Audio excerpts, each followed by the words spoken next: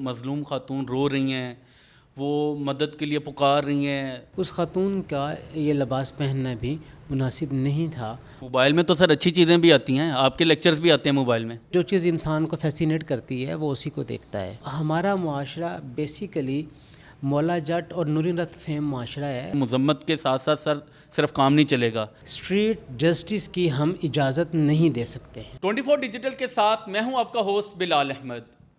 ناظرین، لوگ علم اور علماء سے دور اور جہالت کی بھرمار کے سبب جو دل میں آئے کر گزرتے ہیں اور پھر اسے دین کا نام دے کر نہ صرف دین متین بلکہ علماء کرام کی بدنامی کا بھی باعث بنتے ہیں.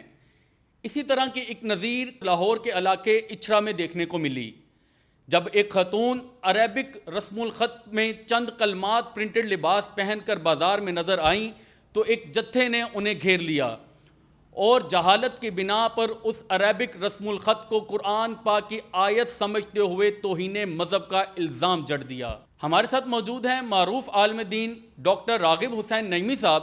ہم ان سے جانیں گے کہ سر کیا سمجھتے ہیں آپ کہ توہین مذہب کا الزام لگا دینا اتنا آسان ہے؟ بسم اللہ الرحمن الرحیم. سب سے پہلے تو ہم گزشتہ روز ہونے والے واقعے کی مذمت کریں گے اور ہم یہ سمجھتے ہیں کہ اس طرح کے واقعات پاکستانی معاشرے اور پاکستانی عوام کے لیے ایک دھبے کی صورت رکھتے ہیں اور کسی بھی صورت میں اس طرح کے واقعات رونما نہیں ہونے چاہیے. جہاں تک آپ کا سوال ہے بلاسفیمی کے حوالے سے، میں یہ سمجھتا ہوں کہ بلاسفیمی سے متعلق معاملہ پاکستان کے ان معاملات میں سے ایک اہم معاملہ ہے جو اتنی آسانی کے ساتھ الزام نہیں لگایا جا سکتا. اس کے لیے باقاعدہ تحقیق کی ضرورت ہے، اس کے لیے باقاعدہ تفتیش کی ضرورت ہے.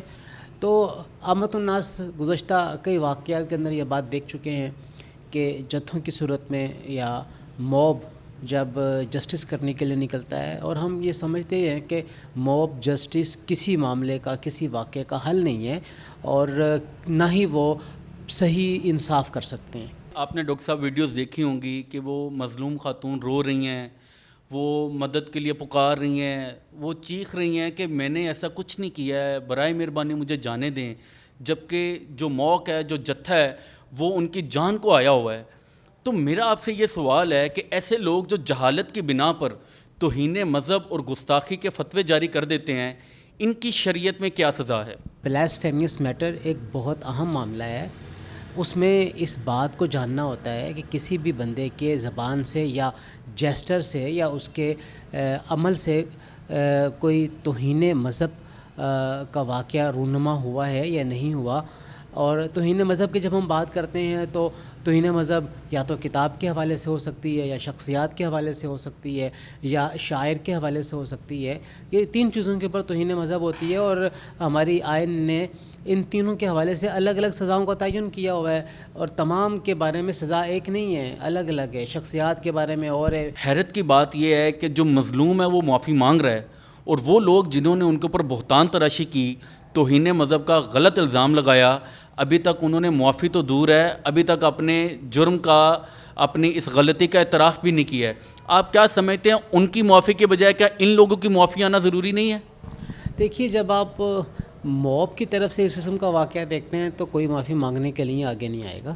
وہ شاید اس بات پہ معافی مانگ رہی ہے کہ مجھے معاف کر دیا جائے، میں پاکستان کے اندر موجود ہوں، مجھے معاف کر دیا جائے، میں جاہلوں کے اندر موجود ہوں، مجھے معاف کر دیا جائے، میں ایسے لوگوں میں موجود ہوں جنہوں نے لوگوں کی جانوں کو انتہائی آسان بنا لیا ہے، جانوں سے کھیلنا مذہب کے نام پہ. ڈاکٹر صاحب، میرا آپ سے یہ سوال ہے کہ یہ واقعات ہمیں کچھ نہ کچھ عرصے کے بعد پاکستان کے دیگر شہروں میں بھی دیکھنے کو ملے ہیں. سیالکوٹ میں بھی ایک سری لنکن شہری کو مار دیا گیا، فیصل آباد میں بھی یہ واقعات پیش آئے.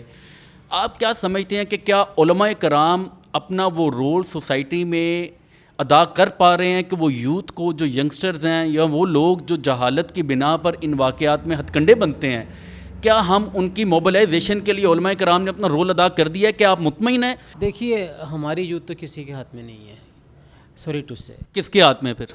یوتھ جو ہے وہ اس موبائل اور اس سوشل میڈیا کے زیر اثر ہے جو کہ ان کے ساتھ ہر وقت رہتا ہے. موبائل میں تو سر اچھی چیزیں بھی آتی ہیں، آپ کے لیکچرز بھی آتے ہیں موبائل میں. ہمارا معاشرہ بیسیکلی مولا جٹ اور نوری رت فیم معاشرہ ہے، اور یہ اسی قسم کے کرداروں کو پسند کرتا ہے، بھلے سے وہ عام زندگی کے کردار ہیں یا بھلے سے وہ علماء کے روپ کے اندر ہیں یا بھلے سے وہ سیاستدانوں کے اندر ہیں۔ تو یہ جو ہماری سائیکی ہے معاشرے کی، یہ اس مولا جٹ اور نوری رت کے زیر اثر سے یا اس کی اثر پذیری سے ابھی تک باہر ہی نہیں نکل پائی ہے۔ وہ رسم الخط جو اس لباس کے اوپر پرنٹ تھا، وہ رسم الخط عین قرآن مجید کے رسم الخط سے بھی میچ کرتا ہے، تو کیا آپ اس طرح کے رسم الخط کو جائز قرار دیتے ہیں کہ کیا اس طرح اس کو پہننا جائز ہے، یا اس سے بچنا بہتر ہے کہ جس سے لوگوں کے ذہنوں میں شکوک و شبہات پیدا ہوتے ہوں؟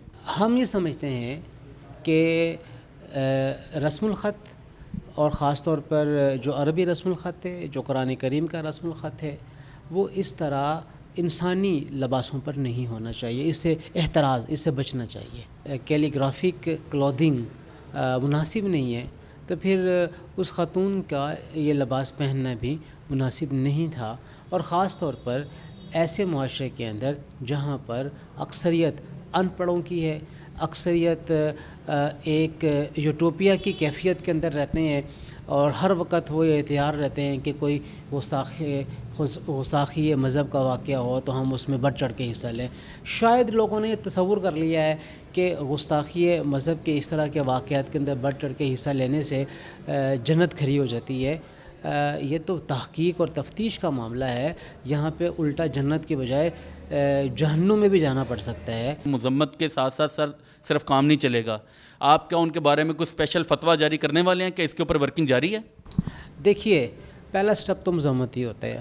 شریعت تو یہ کہتی ہے کہ کسی بھی بندے نے کوئی جرم کیا ہے تو اس جرم کو پہلے ثابت کیا جائے، اور ثابت کرنے کے بعد اس کی انٹینشن کا ذکر کیا جائے، اور اس کے بعد پھر اس کی سزا کا تعین کیا جائے، تو اور سزا بھی ریاست کے چنیدہ افراد دیں گے۔ ہر بندے کو، ہر کس و ناقص کو کسی بھی قسم کا کوئی حق نہیں ہے کہ وہ اٹھے، اپنی رائے کے مطابق فیصلہ کرے اور سزا دینے کے اوپر شروع ہو جائے، چاہے وہ فرد واحد ہے، چاہے وہ ہجوم ہے، چاہے وہ موب ہے۔ کسی بھی صورت میں اسٹریٹ جسٹس کی ہم اجازت نہیں دے سکتے ہیں۔